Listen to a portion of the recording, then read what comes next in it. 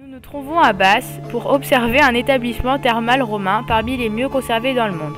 Les thermes, en latin thermae, du grec thermos, chaud, sont des lieux publics où les Romains se lavent, pratiquent des activités sportives, font des rencontres, discutent, lisent. Les Roman Baths sont des thermes qui se situent à Bath, à 24 km de Bristol, au sud-ouest de l'Angleterre.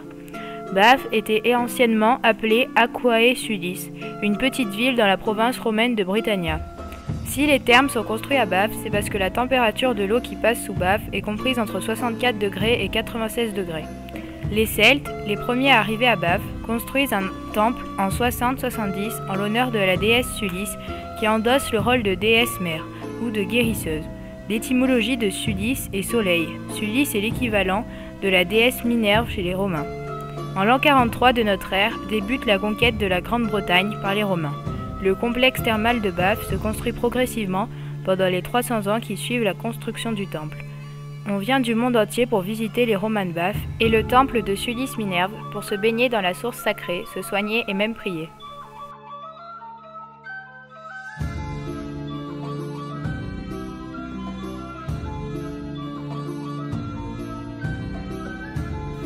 Cette maquette nous permet de voir comment circulait l'eau dans des canalisations. L'eau de la source était conduite vers le grand bain et refroidie par les canalisations en pierre. Les thermes sont constitués de plusieurs bains qui sont alimentés par la source chaude par l'intermédiaire d'un caniveau revêtu de plomb qui fonctionne toujours. Le Great Bath, grande piscine rectangulaire qui a toujours été couvert. Deux piscines plus petites, toutes deux alimentées par le Great Bath. Les bains qui se trouvaient à l'ouest de Great Bath étaient alimentés en eau chaude, le Caldarium, et en eau froide, le Frigidarium. Il y avait aussi un bain alimenté en eau tiède, le Tepidarium. Étant donné que les Roman Baths étaient des thermes importants, il y avait aussi une étuve sèche, le Calonium. Les Romains se rendaient d'abord à la palestre pour faire du sport pour suer. Ensuite, ils se rendaient au Caldarium où ils se débarrassaient de leur sueur avec un strigile. Puis, ils allaient au Frigidarium pour se raffermir la peau. Ils pouvaient ensuite passer par le Tepidarium ou aller nager dans la piscine de natation. S'ils étaient riches, ils pouvaient se faire masser à l'huile parfumée ou se faire épiler. En 400 ans, les thermes ont beaucoup évolué. Tout d'abord, les thermes étaient simples. Il y avait le minimum, c'est-à-dire une piscine thermale et une série de bassins chauffés. Puis, les bains se sont agrandis et on a construit d'autres piscines. Puis, à la fin, les thermes étaient très sophistiqués, beaucoup de bains et de rénovations au niveau de la toiture qui avait été complètement refaite.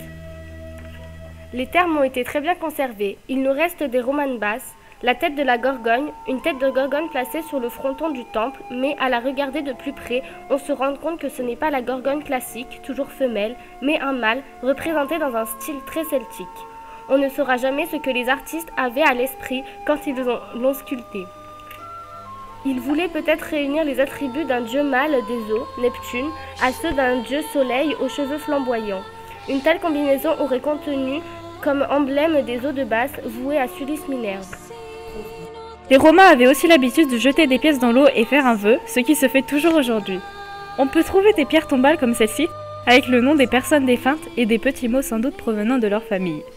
Avec le datif d'Ae, on peut voir une dédicace à la déesse Sulis Minerve. Il y a aussi un autel pour les sacrifices. L'autel du temple de la déesse Sulis Minerve était supporté par 4 petites colonnes massives. Dans son temple, les flammes éternelles ne se réduisent jamais en cendres, mais lorsque le feu meurt, il se transforme en masse rocheuse. Les Romains utilisaient des peignes, des strigiles, pour aller au bain.